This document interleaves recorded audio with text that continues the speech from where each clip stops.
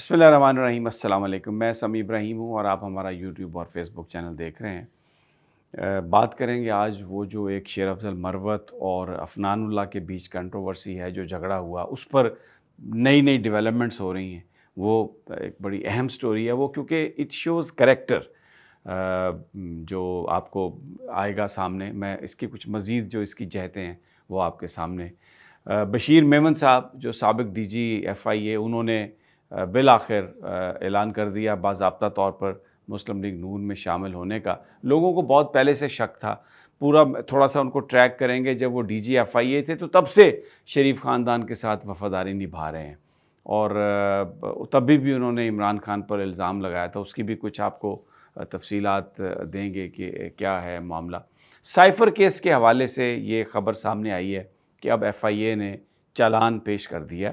اس میں شاہ محمود قریشی اور عمران خان کو قصوروار ٹھہرایا گیا، اور اس میں اعظم خان کو بتایا جا رہا ہے کہ وہ ایف آئی اے کے مضبوط گواہ ہیں۔ اس کے علاوہ اسد مجید صاحب جو سفیر تھے، اور اس کے علاوہ سیکٹری صاحب جو سہیل صاحب، وہ بھی کوئی گواہ ہیں، اور بھی پوری ایک لسٹ ہے، کوئی 28 گواہ ہیں، اور اس میں وہ یہ ثابت کریں گے ایف آئی اے والے کہ عمران خان نے جو سائفر ہے اس کو یعنی لیک کیا ہے۔ آپ یہ دیکھیں، یہ بڑی اہم بات ہے، یہ بڑا اہم نکتہ ہے کہ امریکی سفارتکار پاکستانی سفارتکاروں کو یہ کہتے ہیں کہ آپ اپنی حکومت کو، عمران خان کو تبدیل کر دیں۔ اگر یہ تبدیل نہیں ہوتا نو کانفیڈنس کے ذریعے، تو بڑا اس کو پنش کیا جائے گا پاکستان کو۔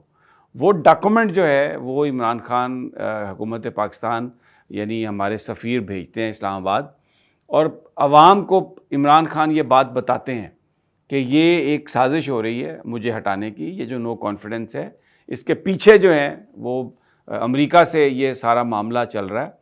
تو اس کو قوم کو بتانا جرم ہے۔ ابھی تک اس بات کی انکوائری نہیں ہوئی کہ کس طرح کوئی امریکی سفارتکار کہہ سکتا ہے کسی پاکستانی ایمبیسڈر کو کہ آپ اب وہاں پر جو کھچڑی پک رہی ہے اس میں آپ نو کانفیڈنس کو اگر پاس نہیں ہوئی تو پاکستان کے ساتھ ہم یہ کر دیں گے۔ وہ جو سازش کے تانے بانے، اور بعد میں جس طریقے سے جنرل باجوہ نے اس بات کو مانا، تسلیم کیا کہ جی بالکل موجود تھا، تو یہ اس بات پر ایف آئی اے جو ہے وہ پرچہ درج کر رہی ہے۔ چیف جسٹس کے پاس یہ گئی، درخواست گئی، صدر پاکستان نے بھیجا سائفر، اسپیکر قومی اسمبلی نے بھیجا کہ اس کی تحقیقات کروائیں کہ یہ واقعتاً یہ ایک سازش ہوئی ہے، اور کس طریقے سے کوئی غیر ملکی سازش جو ہے وہ کی جا سکتی ہے۔ جب قاسم سوری صاحب کی رولنگ والا معاملہ سپریم کورٹ کے سامنے تھا تو تب بھی ججز نے یہ کہا کہ نہیں جی نہیں، ہم تو صرف یہ دیکھیں گے کہ یہ جو پارلیمنٹ کے اندر جو ہو رہا ہے اس کی کیا ہے صورتحال، یہ صحیح ہے یا غلط ہے۔ کوئی سازش ہوئی ہے، باہر سے کسی نے حکومت کو تبدیل کرنے کی بات کی ہے، ہم اس کو ہم نہیں دیکھیں گے اس کو، اور نہ یہ ہمارے سامنے کیس ہے۔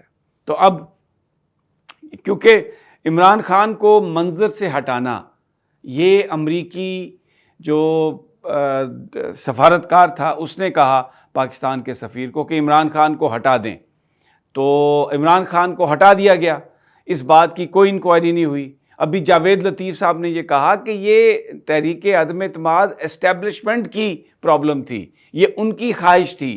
ہم تو بطور مسلم لیگ نون اور پی ڈی ایم کی جماعتوں کے چاہتے ہی نہیں تھی کہ ہم نو کانفیڈنس کریں، ہم تو الیکشن کی بات کر رہے تھے، اور یہ ان کی ریکوائرمنٹ تھی، تو اس لیے ہم نے یہ کیا۔ اور ساتھ میں انہوں نے یہ بھی کہا کہ پی ڈی ایم کوئی سیاسی اتحاد نہیں، پی ڈی ایم جو ہے وہ ایک وقتی ضرورت تھی، ایک بندوبست تھا تاکہ عمران خان کو نکال دیا جائے۔ پھر یہ بھی کہا کہ جو ووٹ تھا جو دیا قومی اسمبلی میں، پارلیمنٹ میں، جنرل قمر جاوید باجوہ کی ایکسٹینشن کے مسئلے پر، تو وہ اس لیے تھا، یہ خواجہ آصف صاحب نے بھی کہا کہ یہ اس لیے تھا کہ رانا ثناء اللہ نے یہ کہا کہ یہ اس لیے تھا کہ ہم عمران خان سے چھٹکارا حاصل کر سکیں۔ تو اب آپ اس سازش کے تانے بانے دیکھ لیں، کہاں سے یہ سازش ہوئی، کس طریقے سے یہاں پر سہولت کاری ہوئی، کس طریقے سے فرنٹ پہ فیسز آئے، عمران کو ہٹا دیا، اب عمران کو جیل میں ڈال دیا، اور اب یہاں پر یہ بھی کہا جا رہا ہے کہ ابھی الیکشن جو ہیں وہ اس لیے نہیں کروائے جا رہے کہ الیکشن ہوئے تو عمران خان جیتے گا، اور اگر عمران خان جیتے گا تو جو انٹرنیشنل اسٹیبلشمنٹ ہے وہ یہ نہیں چاہتی، تو اگر پاکستان کو بچانا ہے تو عمران خان کو ہٹانا بیچ میں۔ اچھا یہ ساری مس انفارمیشن ہے، یہ ساری ڈس انفارمیشن ہے۔ اس لیے میں آپ کو ایک بات بتاتا ہوں، انہوں نے بڑا ایشو اٹھایا شہباز شریف صاحب نے اور مسلم لیگ نون نے پوری کیمپین کی کہ عمران خان نے سعودی عرب کو پاکستان سے خفا کر دیا تھا، وہ جو گھڑی آئی تھی وہاں سے پرنس نے جو دی تھی تحفہ خانہ کعبہ جس کے ڈائل پر بنا تھا وہ بیچا، اس پر سعودی بڑے ناراض ہیں، اور جو ایک مہاتیر محمد کے ساتھ اور طیب اردوان کے ساتھ مل کر ایک جو کانفرنس کرنا چاہ رہے تھے وہ مسلمان ممالک کی، اس سے بھی سعودی عرب بڑا خفا ہو گیا تھا۔ اب میں اس سے پہلے وی لاگ بھی کر چکا ہوں کہ نیشنل اینتھم جو سعودی عرب کا، جس میں انہوں نے ویڈیو ریلیز کی، انہوں نے پاکستان میں کسی اور بندے کو نہیں لیا، کسی سیاستدان کو نہیں لیا، کسی اور شخصیت کو نہیں لیا، اگر دکھایا پرنس محمد بن سلمان نے ملتے ہوئے گلے لگتے ہوئے تو وہ عمران خان کو دکھایا۔ تو کیسے عمران خان نے آئسولیٹ کیا؟ جھوٹ بولا جا رہا ہے، مس انفارمیشن پھیلائی جا رہی ہے۔ اس کی وجہ کیا ہے؟ عمران خان بات کرتا ہے اصول کی، عمران خان بات کرتا ہے قانون اور ضابطے کی۔ یہاں پر قانون اور ضابطہ نہیں ہے، یہاں پر ہے نظریہ ضرورت، اور جو آدمی سیٹ پر بیٹھا ہے اس کی خوشامد۔ میں چھوٹا سا ذکر کر دیتا ہوں، یہ پروسیجر اینڈ پریکٹس ایکٹ، میرا ایک سوال ہے اس پہ سٹے موجود ہے، لیکن جج صاحب نے یہ لکھ دیا کہ جی میں 3 ججوں سے مشورہ کر کے یہ کروں گا۔ یہی وہ چیز ہے جس کو عدالت نے سٹے دیا ہوا ہے، لیکن کیونکہ ایک جواز فراہم کرنا تھا، کیونکہ 4-5 مہینے وہ بیٹھے نہیں رہے کسی بینچ پہ، تو اب کیسے بیٹھ گئے؟ تو یہ فیصلہ کون سا؟ یا تو سٹے آرڈر ویکیٹ کریں، یا یہ کہیں کہ سٹے آرڈر غلط ہے۔ اچھا اگر سٹے آرڈر موجود ہے تو پھر یہ بیچ میں سے کیسے آپ کر سکتے ہیں؟ فیصلہ تو ذوالفقار علی بھٹو کو پھانسی لگانے کا بھی آ گیا تھا، فیصلے تو بہت آ گئے۔ اب ججوں کی لکھی ہوئی ہر چیز جو ہے، ماضی میں بھی ہم نے دیکھا نظریہ ضرورت کس طرح سے آتا ہے، اور ابھی بھی، لیکن اس پہ خوب وہ میرے پیچھے پڑے ہوئے سارے، میں اس کرٹیسزم کو فیس کرتا ہوں، میں ایوری باڈی از انٹائٹلڈ، لیکن میرا ایک سوال ہے کہ کیا یہ نظریہ ضرورت کبھی ہماری جان چھوڑے گا؟ قانون بتا دینا جس قانون کے تحت یہ لائن لکھی گئی، تو لیکن 12 لکھ دی گئی اور وہ حصہ ہے اور وہ مانا جائے گا، کیونکہ اور پھر لوگ بھی حمایت میں آ جائیں گے، کیونکہ مقابلہ تو یہاں پر یہ ہے کہ میرا بابا چنگا ہے، قانون جائے بھاڑ میں، ضابطہ جائے بھاڑ میں، میرا بابا چنگا ہے۔ تو یہ سائفر جو اصل سازش ہے اس پر کوئی تحقیقات نہیں ہے۔ اس سے پہلے جو جس طرح سے کہا کہ جی یہ سائفر جھوٹی کہانی ہے، اچھا جی اگر یہ سائفر جھوٹی کہانی ہے، وزیر اعظم صاحب بھی کہتے رہے اور بھی بڑے لوگ کہتے رہے، میں اب ان کا نام نہیں لیتا، تو اگر یہ جھوٹا ہے تو پھر یہ مقدمہ کیسا ہے؟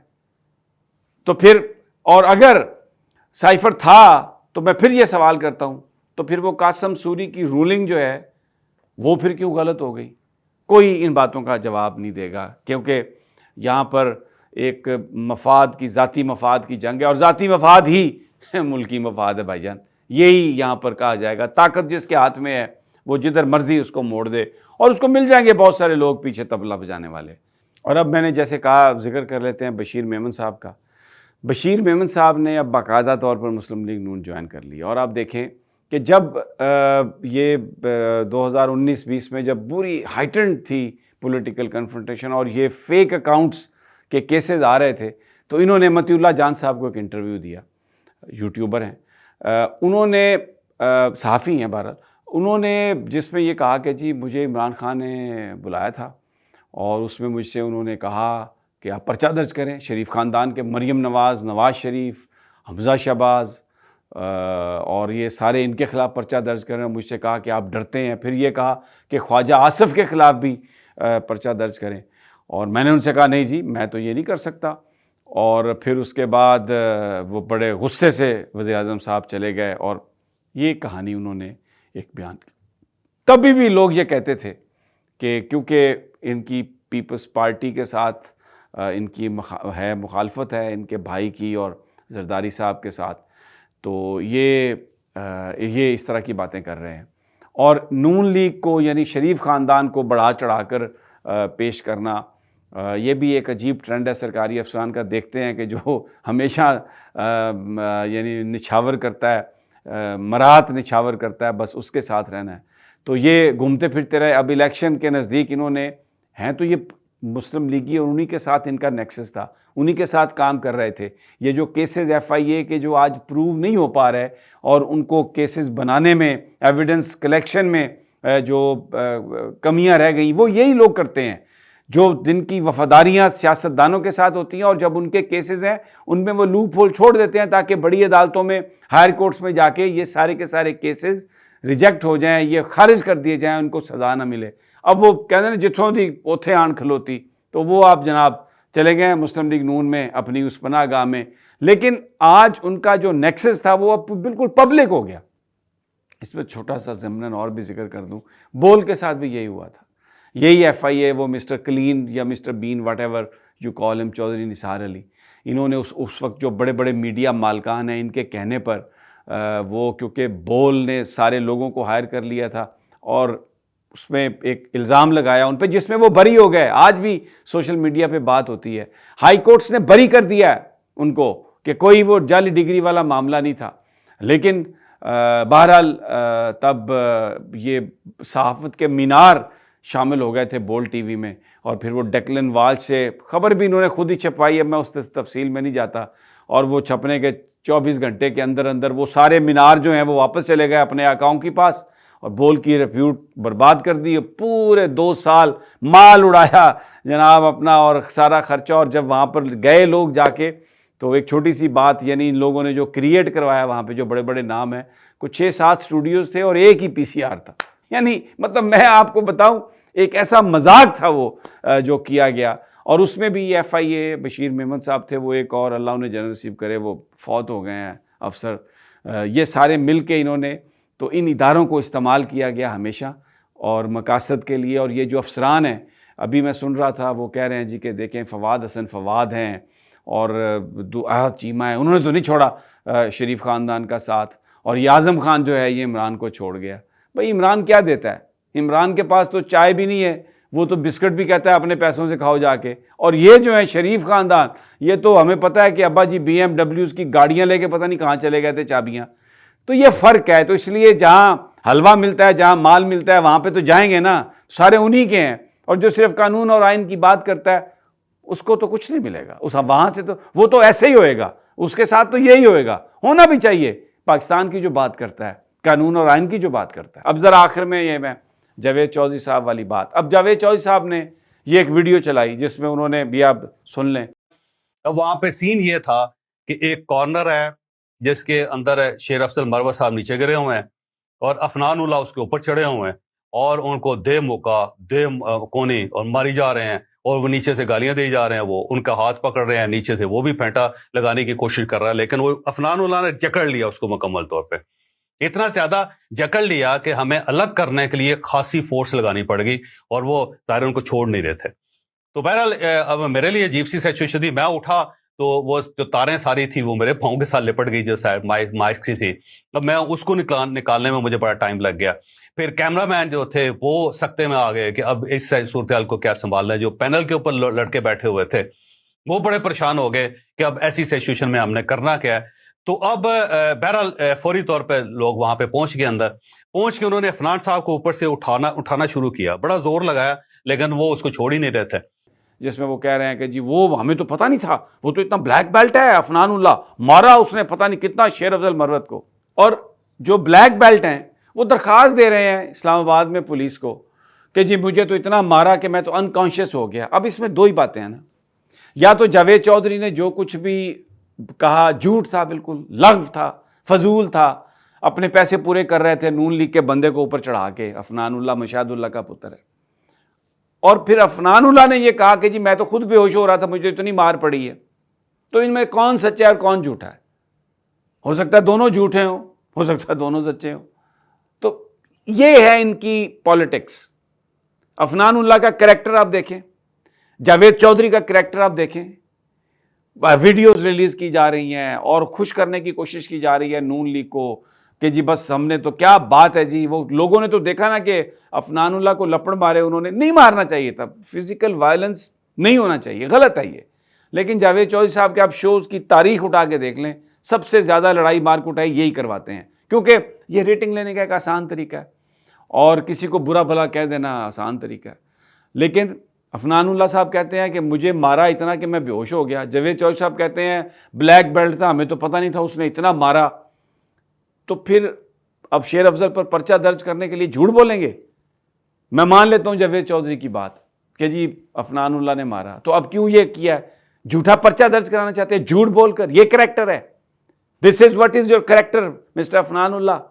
اور جاوید چودھری اگر وہ عفنان اللہ سچا ہے, سینیٹر ہے, تو تم کیا بیچتے ہو یار؟ کتنا آپ کو کیا شرم یا ندامت نہیں ہے آپ کو آتی کہ یہ میں کیا کر رہا ہوں, جھوٹ بول رہا ہوں.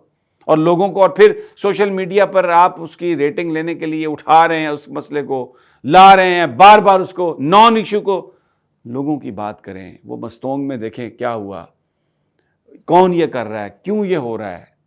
ہماری جو سیکورٹی ایجنسیز ہیں, ہمارے جو حفاظتی جو لوگ ہیں, ان کو ہمارا تعاون چاہیے, ان کو تعاون دیں. اور جہاں پر ان سے سوال کرنا بنتا ہے ان سے سوال کریں کہ بھائی آپ کا اصل کام تو یہ ہے, اس پر توجہ دیں. آپ کون سی سازش ہے اس میں؟ لوگ ایک پورا یکسوئی کے ساتھ اپنی اداروں کے ساتھ مل کے اس کا ہمیں مقابلہ کرنا پڑے گا. یہ دشمن ہمیں برباد کرنے تلا ہوا ہے. اور ہم سوشل میڈیا پر جو بحث کر رہے ہیں بالکل ویسے ہی ہے جیسے ہلاکو خان بغداد کے دروازے پہ کھڑا تھا اور وہاں پر لوگ نان ایشوز پر اندر بحث کر رہے تھے. تو بہرحال یہ آج کی موضوعات. انشاءاللہ جلد اگلی ویڈیو میں آپ سے ملاقات ہوتی ہے. اللہ نے